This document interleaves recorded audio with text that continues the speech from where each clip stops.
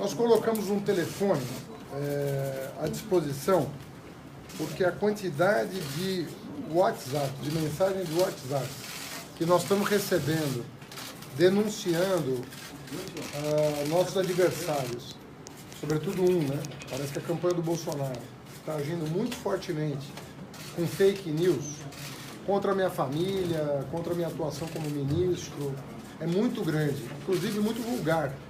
Acusações muito vulgares, com imagens vulgares. Isso está crescendo muito nos últimos dias, sobretudo direcionado ao público evangélico, que nós sabemos que cultiva valores que nós também cultivamos. Isso tem sido muito grave. A gente está recebendo a estimativa de que milhões de mensagens foram disparadas com conteúdos ofensivos. Alguns, um portal ou outro, algumas dessas mensagens, um portal ou outro já publicou como fake news. Mas a quantidade está nos assustando. E, conforme eu disse, são imagens muito vulgares, né? De mulheres, de crianças, realmente muito vulgares. Então, se me permitirem aqui, nós estamos pedindo para as pessoas encaminharem as denúncias para o número 11, né, 011 99322 3275. Esse é o número nosso que vai receber as denúncias de mensagens do Bolsonaro no WhatsApp ofensivas da nossa candidatura. O que vocês vão fazer com isso? Então, nós vamos tentar identificar o emissor. Não é simples, nós sabemos que é diferente do Twitter, diferentemente do Facebook. Você consegue identificar o IP. No caso do WhatsApp tem um agravante, que é muito mais difícil identificar o emissor, mas é possível. E nós vamos tentar até domingo, recebendo a denúncia, fazer o caminho de volta, até chegar em quem efetivamente fez esse jogo baixo. Alguma desconfiança que seja alguém da campanha? Nós desconfiamos do Bolsonaro pelo conteúdo. Né? O senhor destacaria algum dos conteúdos? Não destacaria. Vocês devem estar recebendo, né? Papel de vocês também, né? Deixa alguma medida judicial. Vocês trabalharem um pouquinho também, né? Vocês devem estar recebendo. É bastante ofensivo.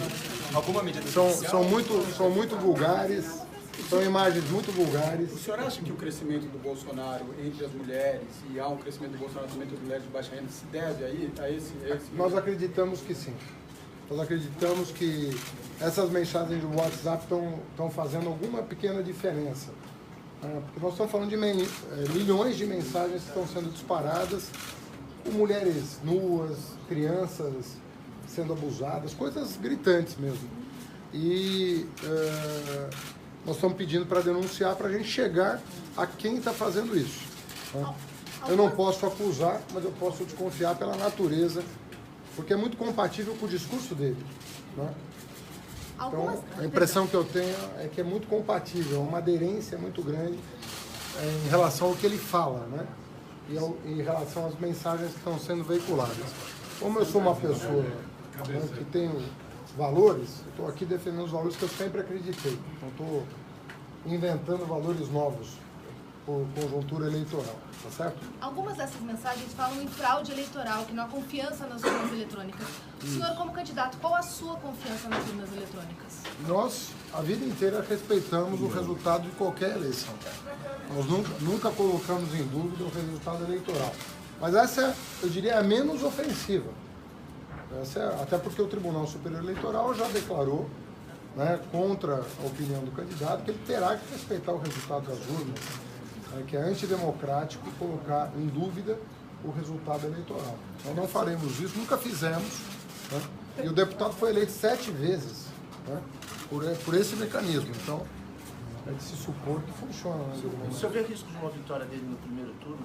Não vejo. Candidato, por conta desse risco aí, desse aumento dele nas pesquisas, por isso que o senhor resolveu começar a atacá-lo, como nos discursos de ontem lá na Baixada Fluminense?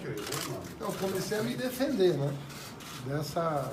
Porque nós mantivemos, até aqui, nós estamos na quarta-feira, véspera da eleição.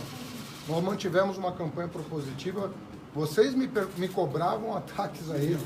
Você mesmo fez isso. Vocês não vão atacar o Bolsonaro? O Alckmin está reclamando que vocês não atacam o Bolsonaro. E nós dissemos, nós vamos manter a linha propositiva. Mas agora chegou o momento de nos defendermos nessa reta final, porque é muito grave o que está acontecendo no WhatsApp. Eu peço a quem estiver nos ouvindo, cautela, você tem todo o direito de ser bem informado, você tem todo o direito a uma informação fidedigna, correta, sobre todos nós, mas sem falsidade, sem truque na reta final da campanha. Nossa única preocupação é que as pessoas votem conscientemente. Você falou de proposta, deixa eu pegar a Carol aqui só um minutinho.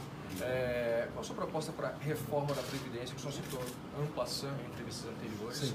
E também qual o plano do senhor para a política externa? O PT vai manter a política sul-sul? Que papel vai caber nos Estados Unidos e Europa no eventual governo sul? Bom, o nosso plano de governo é textual. Nós estamos muito preocupados com a previdência dos estados e municípios. Né?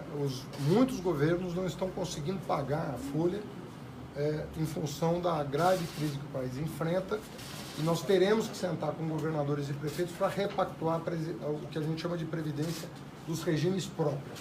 A nossa prioridade vai ser repactuar a previdência pública.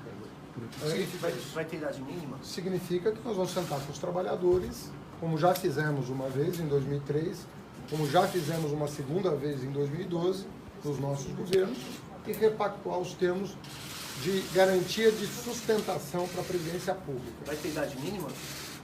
Nós vamos colocar em aberto essa questão para vermos como é que nós vamos avançar nessa questão da sustentabilidade. O segundo ponto que você me pergunta é política externa. Né? O Brasil está recolhido, o Brasil está acanhado na política externa. Primeira coisa que nós temos que considerar, os BRICS são muito importantes para o Brasil, muito importantes. China, Índia, Rússia são mercados muito importantes para o Brasil. E nós temos que aprofundar os acordos bilaterais e multilaterais com esses parceiros. O caminho da exportação é um caminho duradouro na geração de empregos. Segundo lugar, a integração do Mercosul. Não dá para manter o ritmo atual. Nós vamos ter que aprofundar o ritmo da integração. Eu tenho já mantido contato com algumas autoridades da Argentina, né, que eu já conhecia de longa data, como prefeito e como ministro, e nós vamos buscar uma aproximação com a Argentina, até porque o Brasil pode ser uma solução para a Argentina, como a Argentina ser uma solução para o Brasil, com mais integração e mais comércio. E o acordo com a Europa, que vinha sendo anunciado? O acordo com a Europa, nós é que iniciamos as tratativas, Mercosul, União Europeia, nós queremos, duvido que o governo Temer consiga entregar esse acordo, até pela inapetência do governo Temer em fazer qualquer coisa na área externa, mas nós queremos ajustar os termos com a União Europeia, e abriu-se uma possibilidade nova que nós temos que explorar, além de Oriente Médio, África, que é a vitória do Obrador no México. O México pode fazer um acordo bilateral com o Brasil visando ampliação do comércio. Nós não temos uma tradição muito grande de conseguir acordos mais profundos com o México. E a vitória do Obrador nos dá essa possibilidade. Também tenho mantido conversas com assessores do Obrador, né, que toma posse até antes do presidente do Brasil, né, toma posse em dezembro, e em janeiro o próximo presidente do Brasil, espero que nós sejamos vitoriosos, e nós possamos também estreitar os laços com o México.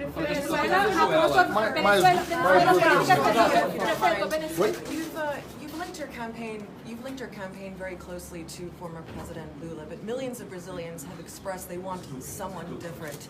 What assurances would you like to give them that you are your own man and not Lula? Olha, na verdade, nós não temos vergonha nenhuma de representar um projeto. A classe trabalhadora no Brasil demorou 500 anos para formar um partido político que a representasse. Né? O Lula é uma liderança carismática que muitos países invejam. A vida toda foi assim. Eu visitei 30 países aproximadamente, onde eu cheguei, as pessoas diziam, nós queríamos ter uma pessoa conciliatória, uma pessoa do diálogo e uma pessoa que tem o lado dos mais pobres, como o presidente Lula. Então, esse projeto, ele encarna, mas nós somos um partido com 2 milhões de filiados, né?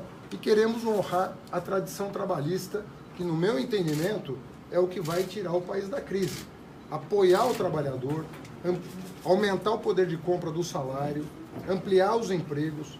É isso que vai tirar o país da crise em que ele está. Prefeito, qual seria a posição da Venezuela, aproveitando o tema da política exterior? É quem cobra uma posição mais firme do PT pela situação que está acontecendo lá. Teria alguma mudança? O Brasil tem que ter um papel de liderança nos países vizinhos que estão tendo conflitos internos. Não é papel do Brasil tomar partido. Mas como a partido apoiando uma... Não é verdade. O PT, quero falar. O que eu quero dizer é o seguinte, o partido que a gente tem que tomar é do povo. O que significa isso? Significa que toda a solução de conflito tem que passar pela soberania popular, tem que passar pelo voto. E se há problemas em relação a isso, nós temos que, junto com os organismos multilaterais, como a ONU, a OEA, nós podemos agir em proveito desses países para garantir democracia e não tomar um lado. Isso não seria bom para ninguém, inclusive porque eu ouço, às vezes, gente querendo deflagrar conflito com Bolívia, com Venezuela, e não é. Nós estamos há 140 anos sem guerra no Brasil. O senhor reconhece de uma forma que não há democracia na Venezuela? O que eu reconheço é que é um problema de mediação entre as forças políticas de oposição e situação. O papel do Brasil é ajudar a encontrar um caminho pela democracia. Mas é um governo sem autoritário. Rejeição.